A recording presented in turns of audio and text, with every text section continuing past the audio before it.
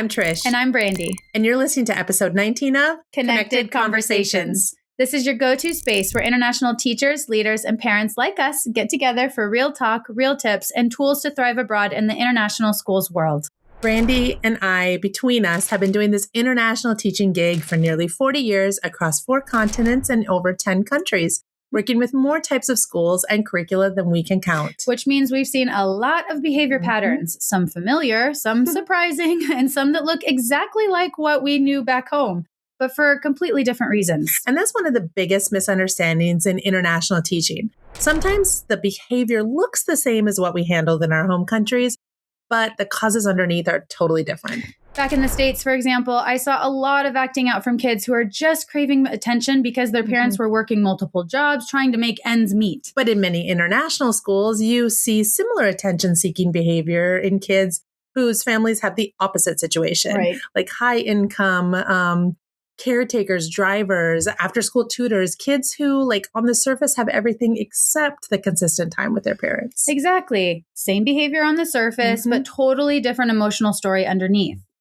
And then you add in the layer of like privilege dynamics, sometimes entitlement, sometimes avoidance, unfortunately, especially when kids are used to being catered to and in every area of their life. And then school asks them to collaborate, persevere, and take responsibility. But of course, we're not saying that every international student comes from elite and privileged backgrounds. Sometimes it's exactly the opposite, which means teachers can't just copy and paste the same behavior strategies that they used at home. You have to investigate. You have to decode. You have to understand the cultural and emotional context underneath what you're seeing. And that's exactly why we're launching this 5-part mini-series to unpack what behavior in international schools is really about. Across these episodes, we're going to go deeper than just kids these days. We're talking culture, mobility, identity, transitions, inconsistent systems, parent expectations, and the hidden load that many international students carry. So, across this series, we'll explore what teachers are truly experiencing, what makes behavior systems succeed or fail, how parents also help shape that environment, and finally, what actually helps in an international classroom. Today's episode is part of our International File series, where we unpack the systems and realities of international life, moving, and working abroad. And today, we're starting with the real conversation teachers are having behind the scenes. Why behavior abroad just feels messy, complex, and sometimes completely different from what we expected. And even though it looks exactly the same on the surface. So let's get real. Let's share what we've seen and let's get connected.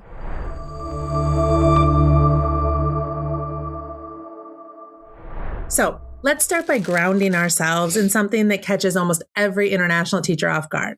When you first move abroad, the behavior you might see will look familiar, but the meaning of it and the way the system responds to it can be completely different. And this is where teachers hit their first wall, not because the behavior in this country or these students is actually worse, but because the playbook the teacher may have used back home doesn't automatically transfer. Your tone, your humor, your consequence system, suddenly it doesn't land the same way. Yeah. Home country teaching gives you that instinctive, like, oh, I know what's going on here. Yeah. Internationally, though, student behavior cues are layered with culture, language, and transition. Kids aren't responding to you through just one lens. Like sometimes they're responding to you through 3 or 4. Right. And that's a big misdiagnosis that can happen because we assume our definitions of respect, honesty, confidence, effort, that they are universal, but they're not. Yeah. I quickly learned that some things I read as avoidance or defiance were actually like cultural patterns. Like, for example, my Spanish speaking and Latin students speaking at the same time as me wasn't necessarily rude. It was sometimes just high involvement, like I'm engaged energy style, which I have too, oddly enough. I remember studying the work of linguist Deborah Tannen years ago, and she described this pattern as the high involvement / communicative cooperative overlap, right? It's a communication style that's directly in opposition of my Minnesota culture of strict turn-taking norms. Deborah Tannen has shared loads of research on this topic for educators looking to dive deeper into the topics of communication. So look her up if you're interested. Additionally, on the other end, students who are quiet and avoid eye contact might not be disengaged. They might be showing respect, especially during correction, depending on their cultural background. That was definitely the case for many of my Chinese students when discussing their papers on a one-to-one setting, you know, and eye contact for me, is really important. It shows me you're paying attention, but for them, it was like seen as aggressive and disrespectful to an adult. So are you listening to me? I don't know. I'm listening. Are you okay? Are you? But, I'm the same way. I've had to unlearn that expectation too. And now you also can have like an additional cultural layer in the international school lifestyle where kids are moving every 2 or 3 years. Sometimes they're dealing with multiple languages at home, at school, in different contexts, and also multiple school systems. I mean, they're constantly rebuilding their identity. Yeah, that was definitely what happened for my own son, who transitioned from a Czech primary school to a Chinese middle school, then back to Czech online during COVID, and then to a final IB high school in northern Thailand, all just within 5 short years. Like it was a lot of cultural change. I wasn't fully aware of some of the international school behavior research going back as early as the 2000s. So it's been out there. But it was already recognizing that behavioral expectations in international schools are often implicit, like meaning they're assumed rather than taught, and this creates student confusion in highly mobile communities. Right. And this high mobility can increase the burden on schools and disrupt continuity, which often shows up as behavior issues in practice. Yep. And teachers sometimes miss the internal load that these kids are carrying because they often present as really polite, articulate, and cheerful students. But we don't really see that they're stretched thin emotionally from repeated transitions. Yeah. Meanwhile, another student pushes back harder because every new country forces them to relearn the culturally accepted behavior rules. Right. Like my son, they've had 4 or 5 definitions of acceptable behavior in such a short time. So the new teaching expectations are just that one more code that they have to crack in this new country. Like multiply that for high schoolers by the number of teacher codes they encounter every day. And you just have an exhausted child. Yeah, definitely. Yeah. And this is why behavior abroad gets misread. Not because the child is bad. That's never really the case, but because the teacher's frame of reference doesn't match the child's lived experience. Yeah, which means the most effective international teachers aren't always the one with the strongest classroom management voice, which I have. They're the ones who learn to pause, observe, and decode. Right. They ask, what is this behavior connected to? Instead of, why won't this child do what I'm telling them to do? When you shift into curiosity instead of correction, everything can become a lot clearer. You stop treating behaviors as a problem to fix and instead start seeing it as communication to interpret. Oh, I love that. All right, let's talk patterns we're seeing across regions, because whether teachers are posting on forums, venting in staff rooms, or sharing stories in exit interviews, similar themes keep coming up. And what's interesting is that it's often not the loud, explosive behaviors they're commenting on. It's the softer, quieter ones that sneak up on teachers. The first of these might be called passive compliance students. They're not disruptive, but they're not owning their learning either. Yeah, these students do the bare minimum. They follow instructions robotically and slip under the radar because they're not a problem.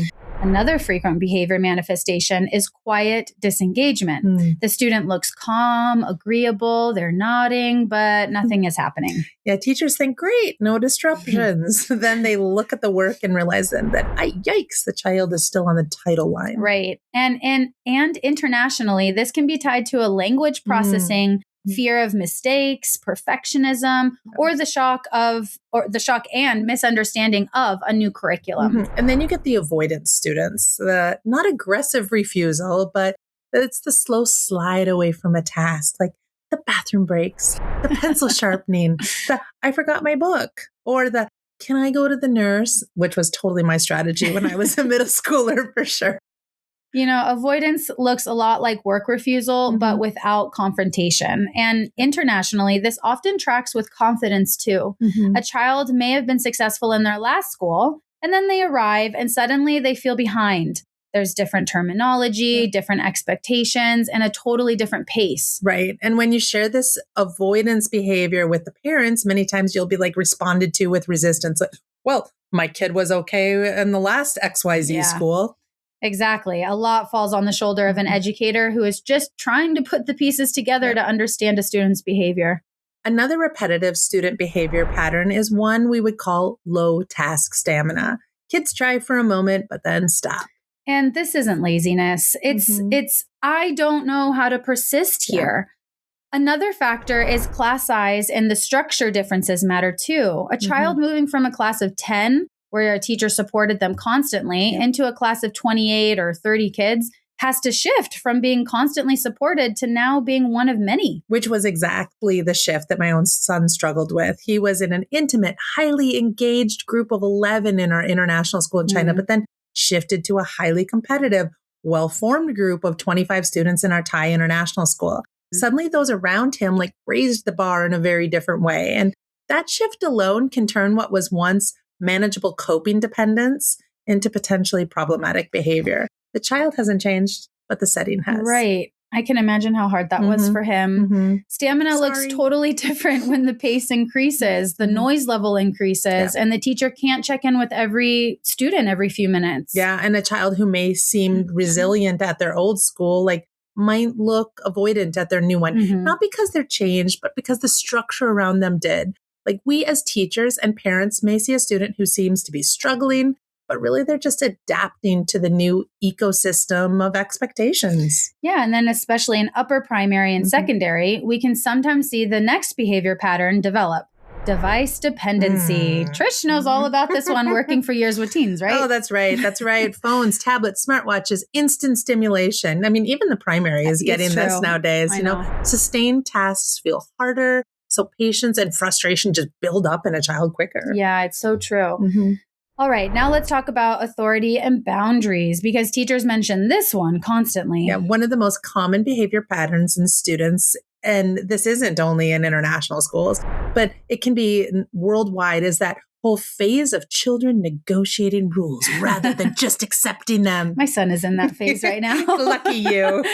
And you know, the negotiation, it isn't always rude. It can be super polite. Like, can I do this instead? Or can I skip this part? But for teachers from systems where directions aren't up for discussion, it feels like pushback and it can be exhausting, you know? And we sometimes forget that negotiation, though, is one of the part of natural childhood stages of emotional and cognitive development. Right. And online teacher discussions about international schools often circle around the frustration of inconsistency. Rules that are applied sometimes to some kids, depending on leadership and parent pressure. You'll see teachers describing discipline as weak, unclear, or not supported.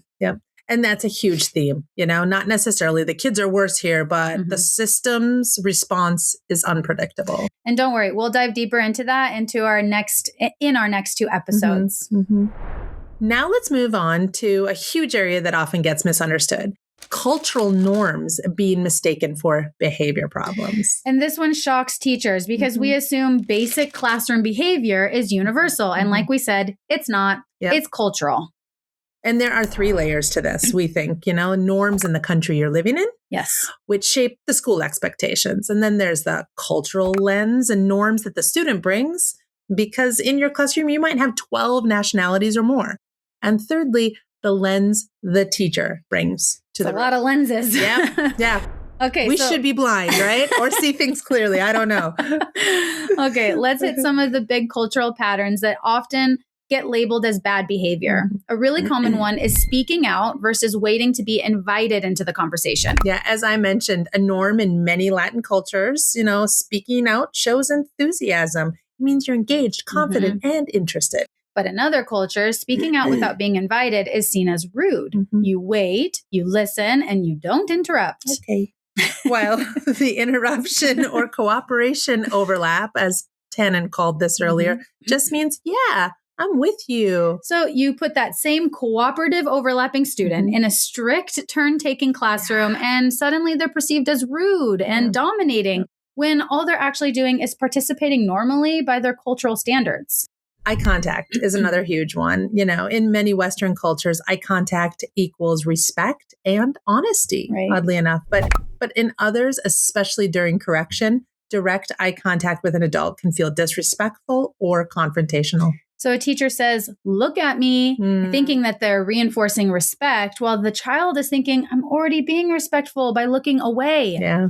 And the silence in that can also be misread constantly. Silence might mean a student is thinking, processing, translating. Yes, translating or showing politeness.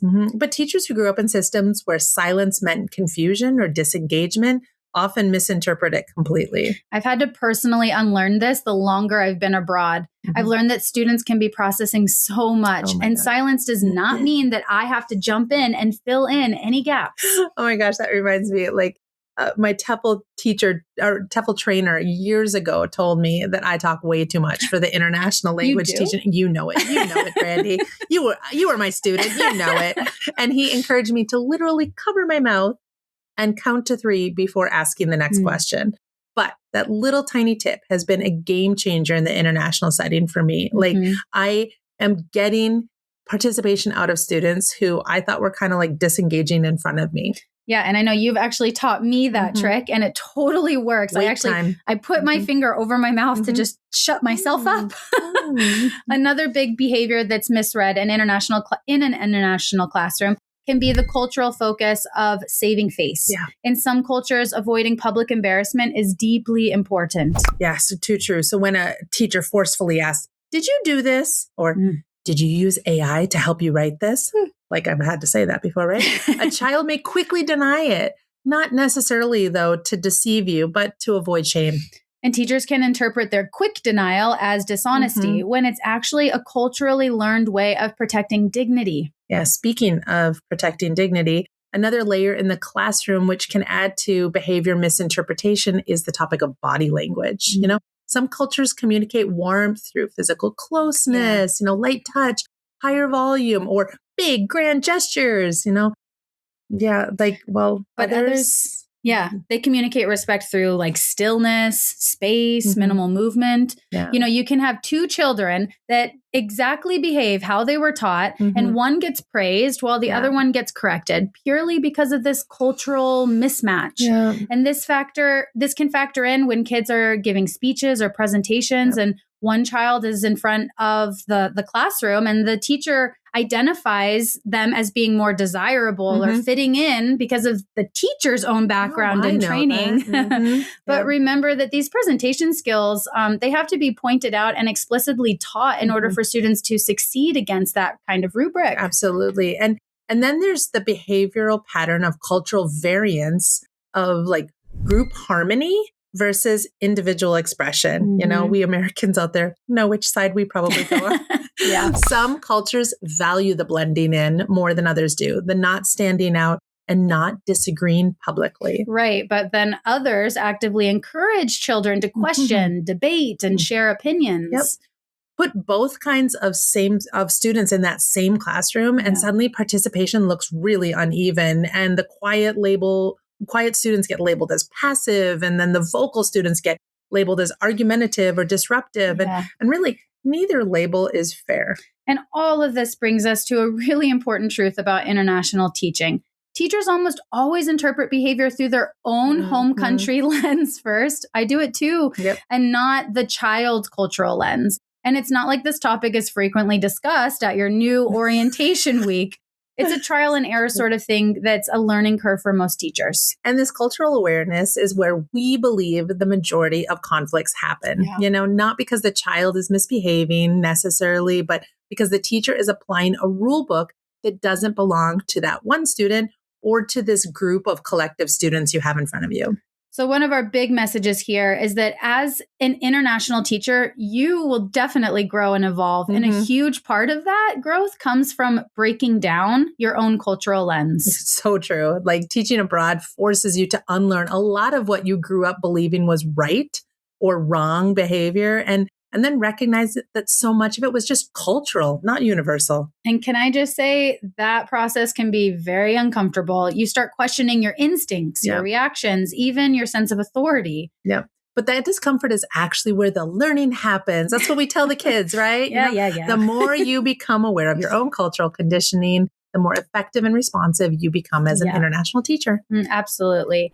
So the real challenge for international teachers is to really look at the situations. I see those two are holding hands. Why is that?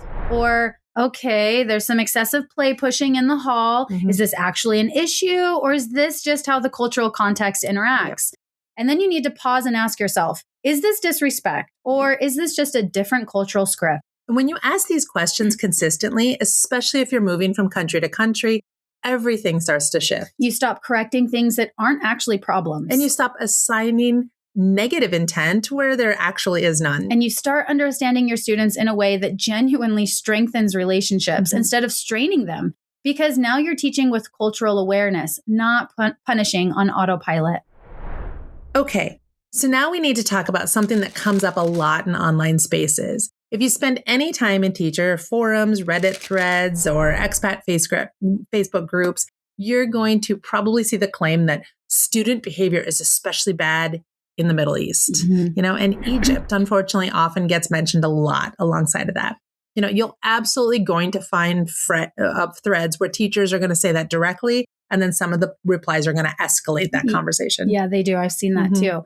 But while we have never taught in Egypt specifically, we know many who have, and Trish has worked in the UAE. So we just want to say we are not going to come here and label an entire region's children as badly behaved. That's not accurate, and it's definitely not fair. But what we can do is unpack why that perception shows up so often and what patterns teachers are describing underneath it. Yes, because when you read past the headline comments, the conversations usually shifts.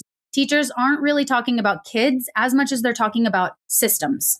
So true. One of the biggest themes that comes up is the parent as customer dynamic. Okay.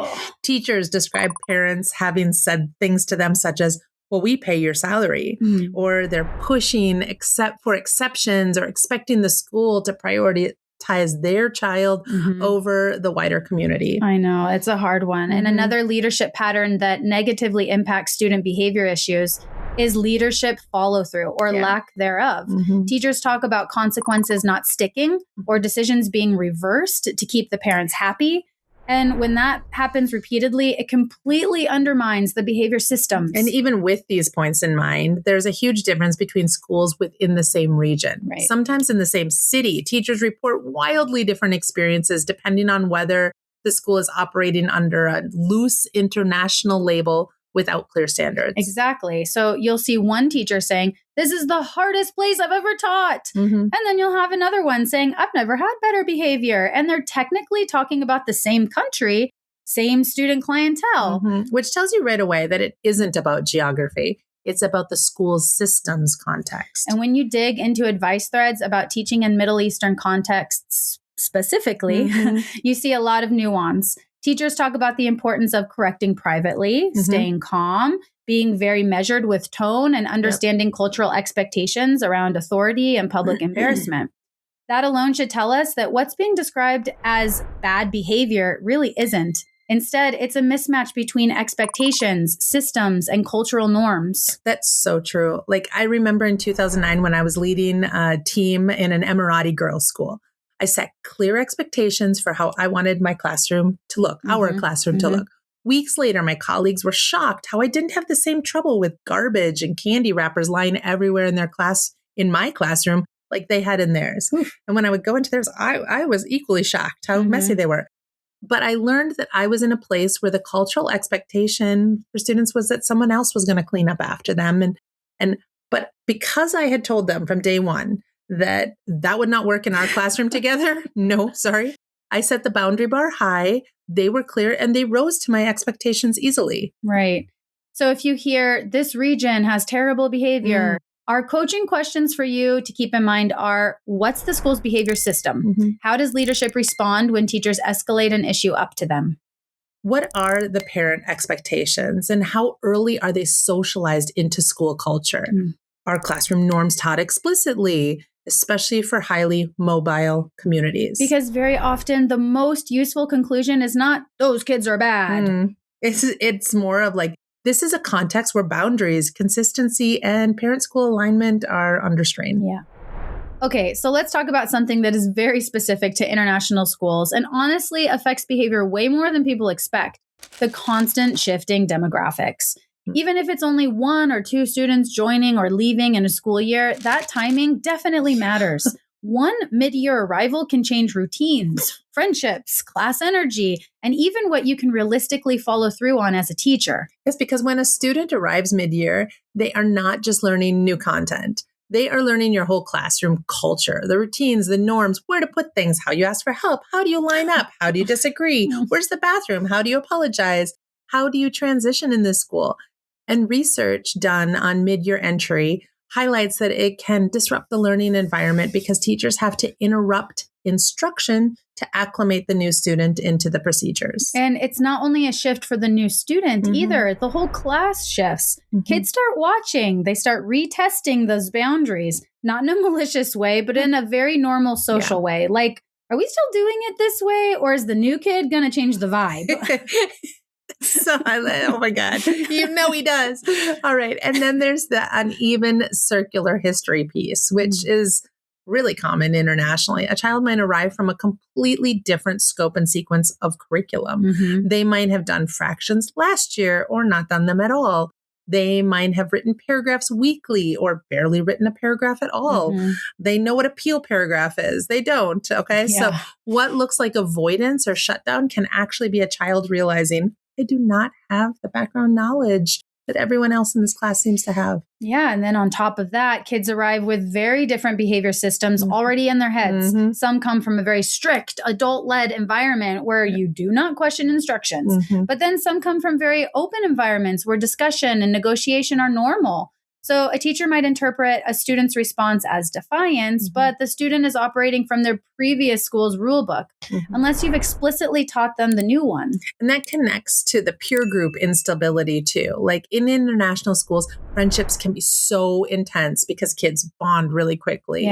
They're also really fragile because people leave a lot. So when someone new arrives, it can trigger status shifts. You know, who's their friend? Who is left out? Who is so-and-so trying to impress today? And who is trying to protect their spots socially? That is behavior issue fuel. And here's the important part for schools. This shifting makes it harder to build consistency. The system can be solid, the rules can be taught, but every arrival creates a moment where the norms have to be reestablished. Research on school mobility shows that it's linked with greater risk for behavior problems and disengagement, which makes sense when you think about how often mobile students have to restart socially and academically. It also means that rules can feel really arbitrary to newcomers. They walk in and it feels like everyone else knows these invisible rules. And when you do not explicitly reteach the norms, confusion can get labeled as misbehavior. A 2002 Australian schools mobility study discussed the needs for educators to be trained in flexible instructional strategies, multiple methods of assessment, and the challenges facing mobile students and families. I totally agree. And I don't quite do this enough, schools don't quite do this enough. I think that I do it enough. You do. I've seen it. Which leads us to the staff side of things. This is where teacher exhaustion quietly enters into the chat because every new student requires extra emotional labor, extra explanations, extra check-ins, extra documentation, extra parent communication. And when teachers are already stretched, follow-through becomes less consistent. Not because they don't care. I will tell you that they care, but because they're human. For now. AI is coming for us. It is. Okay. And teacher well-being research links job demands and stress to outcomes like well-being and turnover intentions for staff. So when schools are constantly absorbing transitions without a strong induction or reinduction system, it's totally predictable that consistency suffers. It suffers and suffers all the way. Which is why we keep saying this. We keep saying this in international settings. Induction cannot be a one-time August thing. Schools need reinduction built into the system because mobility is not an exception. It's part of the model. And when the systems support the transition, teachers can stay consistent, students feel safer, and behavior starts to stabilize faster. So what do we do with all this? Let's recap what we have actually said in this episode and then zoom out to what it means for schools and not just individual teachers. Because if behavior abroad is being misread, and if the same soft patterns keep popping up across regions, and if cultural norms are getting labeled as misconduct, then schools cannot treat behavior like a personal skill that some teachers have and others do not. Exactly. And this is the big message. Behaviors must be explicitly taught, not assumed. In diverse schools, expectations cannot live in people's heads. They have to be they have to be made visible, taught, practiced. And here's the most important part, revisited. Agreed. This aligns with school-wide behavior frameworks, which emphasize like defining expectations with the community and explicitly teaching them so that students know what success looks like. And that means that schools have to define a few things very clearly in plain language so everyone is working off the same rule book. Number one, what respect looks like here. Not respect for your home country or mine, but here in this school community.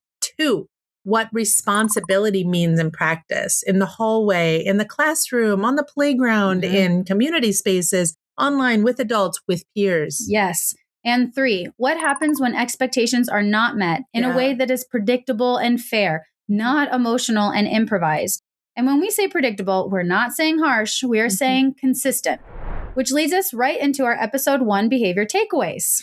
Takeaway 1, stop diagnosing cultural differences as misconduct. Name the mismatch. Teach expectations explicitly. Explicit teaching of behavioral expectations is a core feature of effective whole school approaches because it reduces the ambiguity and stops teachers and students from constantly guessing. You know, if you can't get your whole school on board with this, then please at least make your classroom your safe, consistent place of shared behavioral understanding. Yes. Takeaway 2, assume mobility requires reinduction, not just induction. New students need routines taught like curriculum, not picked up. And the research on student mobility is clear that students' comings and goings disrupts the continuity and increases the burden on classrooms and schools. So if ongoing enrollment and high mobility is a part of your school model, schools need a repeatable onboarding process. Takeaway 3. If policies exist but are not lived, behavior becomes personal. Teachers feel blamed, students feel targeted, and parents feel negotiated with. You know, this is where online discourse around international schools often gets heated because teachers are not only describing student behavior, but they're describing whether leadership backs a shared system or overrides it sometimes. That gap between policy and practice is what turns behavior into a trust issue. Takeaway 4, consistency beats severity. Online teacher conversations about international schools repeatedly show frustration is often about unpredictability and support, not about wanting harsher punishment. In other words, teachers are saying, help us be consistent more than they are saying, help us be stricter. I don't know anybody saying that. Okay? Which tees up our episode 2 in this mini series perfectly. Because next time we're talking policies. What exists, what's missing, and why policies in name only do not change school behavior.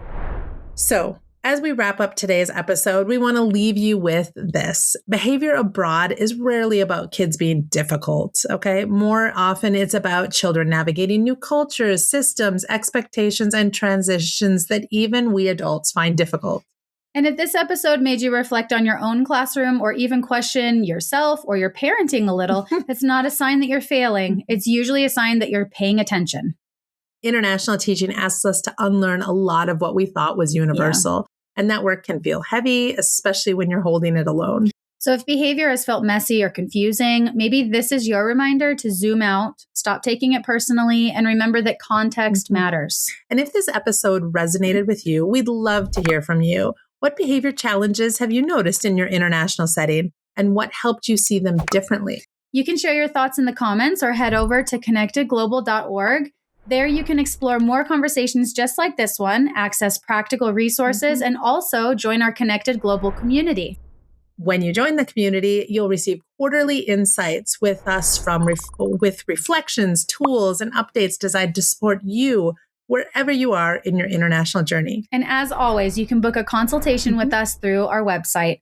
Whether you want to talk through behavior systems, school culture, leadership dynamics, or your next move abroad, we're happy to chat about this episode or anything else that you're facing. So until next time, may your expectations be clear, your systems be supportive, and your classrooms feel well connected and international. Our picture. It's about behavior, so I was going to do a west side.